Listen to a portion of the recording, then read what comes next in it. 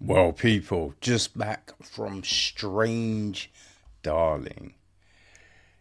Yeah, boy. This is a pretty crazy one, man. This was a pretty crazy one. I ain't gonna lie to you about that. Right? It is written and directed by JT Mollner. It is produced by Bill Block, Chris Ivan Sevic, Roy Lee, Stephen Schinder, and Giovanni Ribisi. It is executive produced by Michael J. Sampino, Tom Zadra, Bob Yari, Laurent Okeyemin, Dan Lawler, Amanda Harvey, Wolfgang Hammer, Ezra Emanuel, with Michael Milton as an associate producer. Craig Delon took care of the music. Giovanni Ribisi in his first role as a cinematographer. Christopher Robin Bell edits the piece. Nancy Nair was on casting. Priscilla Elliott, production design. Set decoration, we have Vanessa Knoll. Rudy Rojas is costume design. Hair, makeup, special makeup, and all of that jazz. We have Claire Amadea, Sarah Dickman, Vincent J. Gustini, Linda Kaufman, Jake Poraf, Michelle Stoyanov, Stephanie Terzo, and Jenny Zaharian. Our cast. Alright, so the lady is played by Willa Fitzgerald. The demon is played by Kyle Garner. Genevieve is played by Barbara Hershey. Frederick is played by Ed Beagle Jr. We have Pete, played by Stephen Michael Quesada. His partner Gail, police partner that is played by Madison Beatty. We have Tanya, played by Bianca A. Santos. Libby, played by Denise Grayson.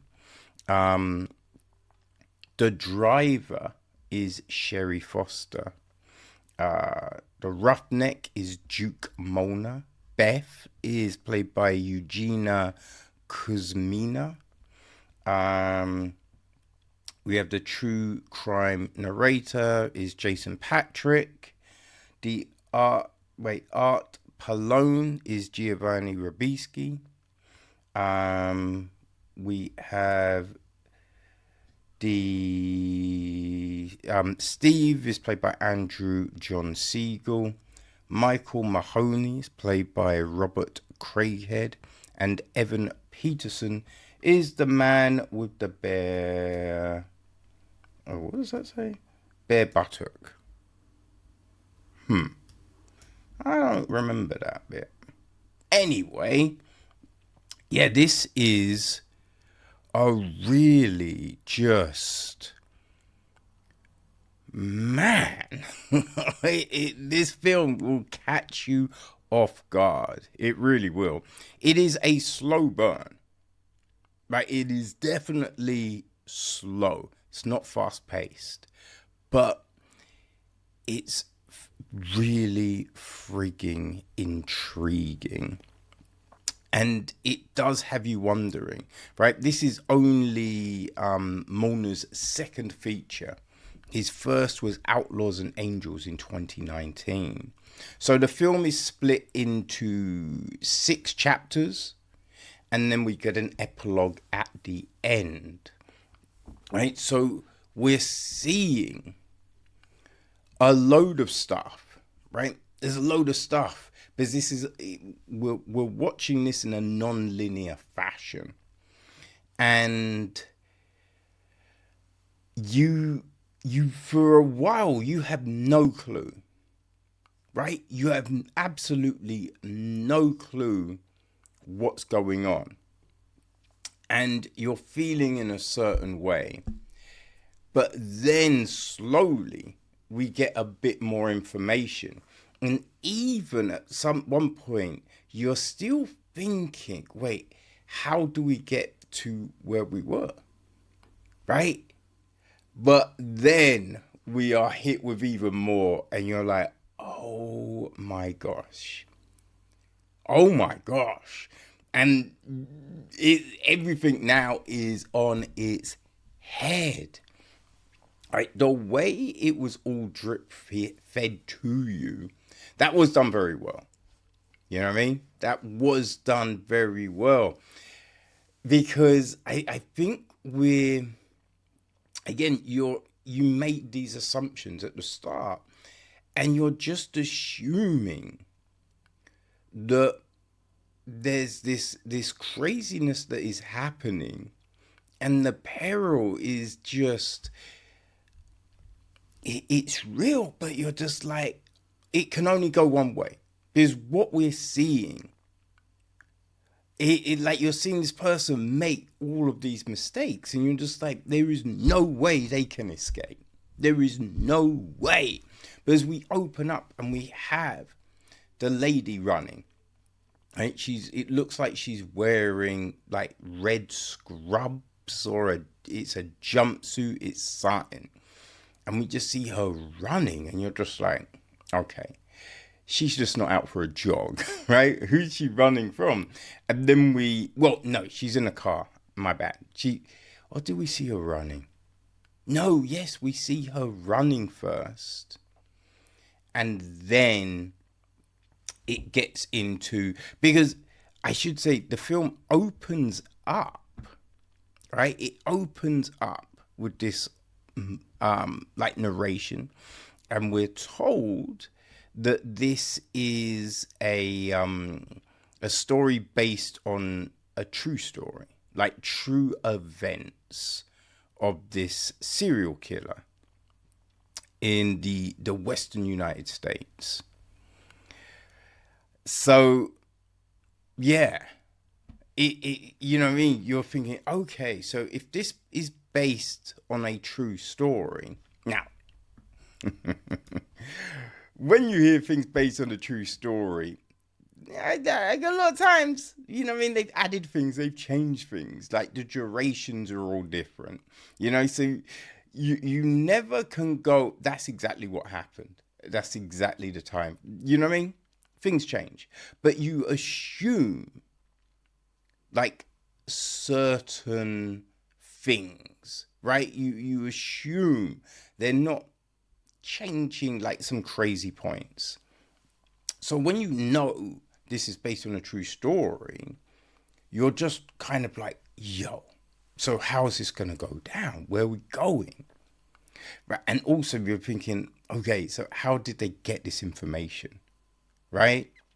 So you're trying to keep an eye out for, okay, so, do they keep a diary? Like, well, what could have relayed all of these events? And I think that's the thing. I think that's the thing that kind of catches you, right? That helps lead you in some crazy directions. So like the whole misdirect is very well done. Very well done. And it is all very believable. It's very believable with how it happens. And that's the crazy thing. Because I bet there's bare people watching this film that are like, fuck. I have been in that situation. That could have been me. Right? That could have been me. So that's really good. Now, a big part of it is believing in these characters, and you really do, right? You believe the peril, like we believe the expressions, because we're seeing we're getting crazy looks from, two different people. So it's not like you would go, oh, that person did this, so obviously they must be. Because both are giving you something. And that's the thing, right? Both are giving you something. So that's why it works so well. And these performances are really frigging good. Really good. The way it's shot, you know what I mean? That really helps bring this to life and everything. As I said, it's split into 6 chapters, right? So we start off with chapter 3, then we go to chapter 5, then to chapter 1, right? From chapter 1, I think we go chapter 4, then chapter 2, chapter 6, and then the epilogue. So with all of that moving around, it really keeps you off guard for a good chunk of the time. And that's the thing. Because you just do not know. You do not know. Now, the thing being, you assume this person has probably, like, has killed people before this night. Right? This is just, you know, the last kind of hurrah, as it were. But yeah, man, it was good. It's one of those films that I don't think you can say I really enjoyed that, right? Just because it's so fucking twisted and fucked up that you know, it's hard to be like I really enjoyed the fuck out of that one, right? But it is the execution, right? All of these the music, right? The score is real ominous and like this foreboding. Like sometimes you hear a track and it doesn't quite fit the scene, which is a good thing. What I mean is, right, they're giving you a musical bed, which again helps throw you off scent, right? So we're getting all of that. Like, oh man, the cinematography was great, you know? And it's Ribisi's first time. Now he's probably done it in some shorts and everything, but yo, this was really well done. Really well done. I do not believe there are any weak links here. Now, as I said, it is a slow burn, right? So yeah, at the start, I can see some people getting bored, right? Or just like, I mean, what's happening here? But I just thought it was so intriguing that you are locked in, right? You're locked in and you're just waiting, like trying to work out, like, where are we going? What the fuck is going down? You know? So yeah, Strange Darling. It's out in the cinema in the UK. I think it's already dropped in the States, but yeah, just dropped in the UK. And yeah, if you like stuff, now it is a different kind of film, but I think if you like stuff like A Promising Young Woman, right? You know, a kind of long legs type of thing, but again, they're different. But if you like that kind of film, I think that you will enjoy Strange Darling. Yeah, I think you will, people. So, you know what I mean? Go give it a look. Strange